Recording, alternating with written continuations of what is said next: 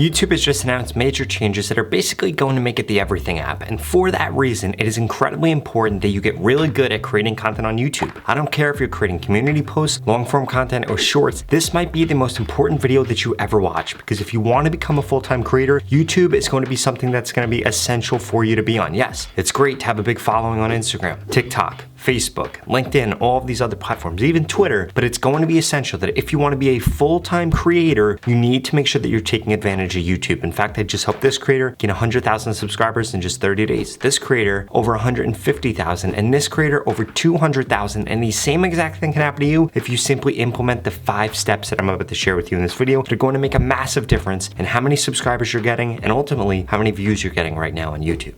First and foremost, you need to make sure that you're paying attention to the percentage of new viewers that you're getting and percentage of returning viewers that you're getting. If you want new viewers to increase, you need to do 2 things right. 1, you need to have returning viewers come back. What YouTube is basically looking for is when they see that you create a piece of content that had returning viewers come back, they're then going to push that content to new people. The reason being is because then they know what audience actually likes that content. Let me give you a breakdown of how YouTube actually does this. If you have 10,000 people watch a video, well then guess what? YouTube then knows, hey, these 10,000 people also watched these videos in the past, so we should suggest these videos in the future, and then basically your video becomes one of those videos that they're going to suggest in the future to people that look like those 10,000 returning viewers, which is exactly why you need to make sure that you're paying attention to this. If you go into YouTube Analytics, you'll be able to see which one of your video titles, which one of your video topics brings back returning viewers, which brings me to the point that your video topic really matters. And that's where today's video sponsor, VidIQ, comes into play. If you want to know what topics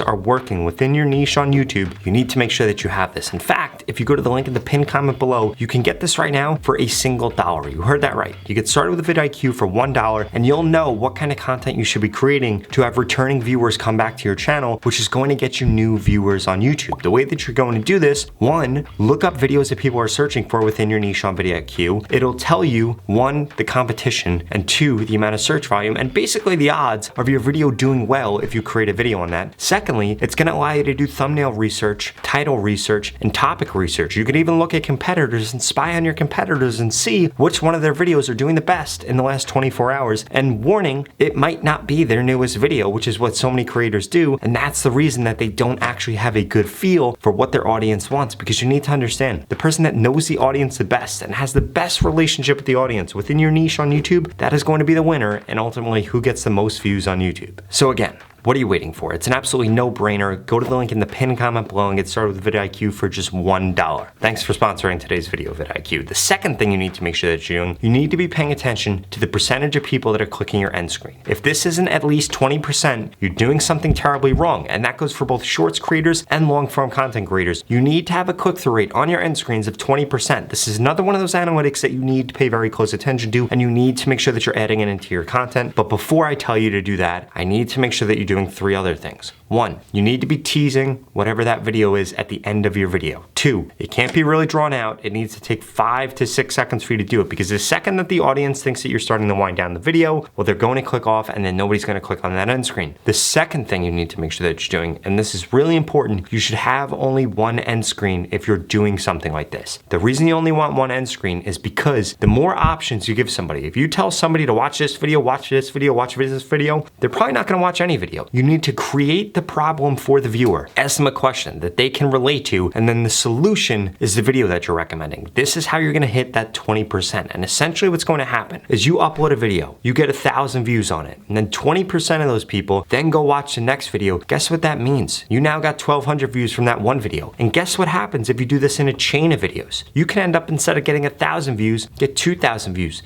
3,000 views, 100,000 views. You might get 100,000 views, because if YouTube sees that people are creating binge sessions every single time that they watch your content, they're gonna suggest your content out even more, especially among your competitors. You guys need to understand something. Your competitors on YouTube, you guys are all competing for an audience. You're all competing for that audience's attention. And depending how frequently they're actually on YouTube is going to determine how many views you get and how big of the piece of the pie that you're able to get. For audiences that aren't on YouTube that frequently, it's going to be harder. For audiences that are on YouTube more frequently, it'll probably be a little bit easier, but either way, you need to make sure that you are implementing these end screen tactics. Now, there are 3 other things that I need to make sure that you're doing, so let's dive into them. FYI, the last one is by far the most important. The third thing is going to be your audience retention for the first 30 seconds. Now you're probably wondering, Rob, are you talking about long form videos or are you talking about short form videos? I'm talking about them both. Since YouTube has now broken out the platform between short form and long form, guess what? Way more long form content creators are going to be creating shorts, and you need to be aiming for your 30 seconds to be really, really high. And a way that you're able to do this is by making shorts content. If you can get somebody to watch a shorts content 100% for 30 seconds on the right topic, that short is going to go viral, given what viral means within your niche. And if you didn't know, some niches, viral means more than other niches. If it's something incredibly broad and there's a large audience, for example, Minecraft, viral might be 5, 10, maybe even 100 million views. If you're doing something super specific like fishing, viral might mean 100,000 views. So please, do not compare yourself to Logan Paul, Jake Paul, even Mr. Beast, because the topic that they're going after just might not be something that you could get a certain amount of views in. For example, within my niche, I only expect to get 2 to 3 million views a month from long form content. The reason being is because there's just not that large of an audience for what I'm posting about. If I was posting about finance like Graham Stephan does, then I would expect to get more views. If I was posting about business like Alex Hormozy does, well, then I would expect to get more views, but it's just not possible in my niche. So you need to actually take this into consideration, because otherwise you're gonna be comparing yourselves to other content creators, and you're gonna be comparing yourself to something that's totally unrealistic, and all that's going to do is make you sad, make you not want to post on YouTube, and ultimately it's going to lead to you not becoming a full-time content creator, you realizing your dreams, or even being a happy person, because you're always going to be wanting more without realizing that there is no more to get unless you expand the topic that you're actually talking about.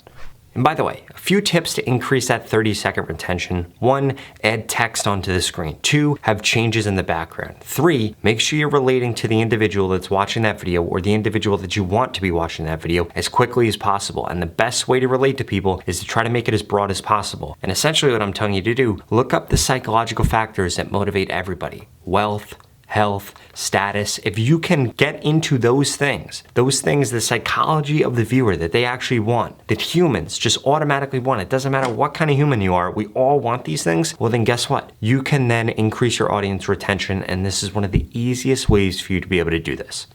And to give you another example from my niche, if we're looking at my niche, you would probably think that I should teach creators how to get 100,000 views, how to get 100,000 subscribers, how to get 1 million. But no, I probably shouldn't. I should probably just focus on them reaching their first 100 or first 1,000, which by the way, are most of the time my most viewed videos, because it's way more relatable to an audience. If you're talking about something way too big and you're skipping that beginner step, well, then you're probably missing out on a large chunk of people that just pass up the video and say, that's not realistic, I'm not going to watch it. And that might be why your videos are so low.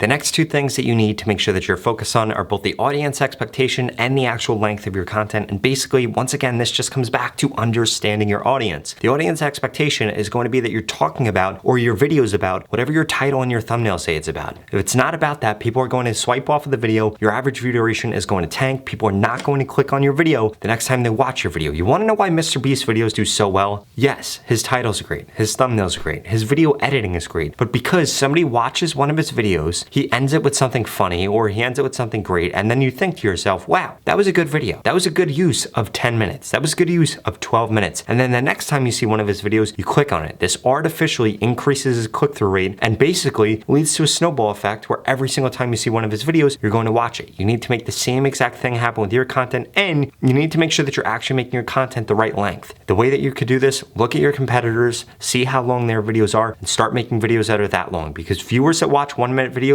get shown 1-minute videos. Viewers that watch 60-minute videos get shown 60-minute videos. So the length of your video might be completely off, and that's why YouTube's not suggesting it to your target audience. That being said, if you want to get guaranteed subscribers, guaranteed views right now on YouTube, well then you need to keep watching this video. Finally, I just launched my YouTube Shorts mentorship program, which guarantees that I can help you grow on YouTube in just 30 days. If you want to find out more, go to the link in the description. But to put it simply, you're going to go through 6 steps to becoming a YouTube Shorts expert. Then I'm going to make you a personalized plan. I'm going to tell you exactly what to post, what titles to use, what thumbnails to use, what descriptions to use, what tags to use, what your content should actually look like, how your editing should be, and so much more. And then for the next 30 days, I'm going to critique your content to guarantee that you grow. It's incredibly simple. If you don't grow on YouTube in the 30 days, I'm going to give you your money back, 0 questions questions asked. This is not just a course. This is not just information. It's me actually telling you exactly what to do, critiquing you, consulting, me coaching you on how to be a full-time YouTuber, how to grow on YouTube, how to reach your goals on YouTube. And again, if you don't grow on YouTube in the 30 days, you get your money back, 0 questions asked. There's absolutely no risk for signing up. The only risk is not taking advantage of this situation right now with YouTube Shorts and growing on YouTube. So please do not be somebody that does that. That being said, if you're not interested, just watch the next 2 videos I'm gonna put up on the screen because they're the videos that YouTube thinks you should watch next. Thank you so much for watching.